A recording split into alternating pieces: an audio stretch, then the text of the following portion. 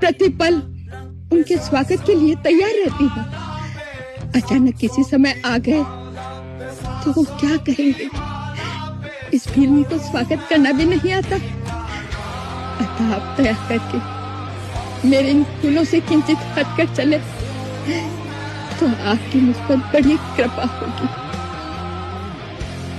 इसे मत सताओ, चलो आओ हम किसी और मार्ग से चलते हैं। आओ। मुझे तो कभी-कभी ऐसा लगता है जैसे कि भीलनी पागल हो गई हो सकता है, परंतु ये भी मत भूलो कि भक्ति और पागलपन में अधिक अंतर नहीं होता। सांसारिक दृष्टि से देखो तो भक्त पागल ही जैसा दिखाई देता है। शबरी महातपस्विनी है और उसे सिद्धि प्राप्त है, परंतु उसमें सिद्धि का अहंकार लेश मात्र नहीं है। यही एक सच्चे भक्त की निशानी है।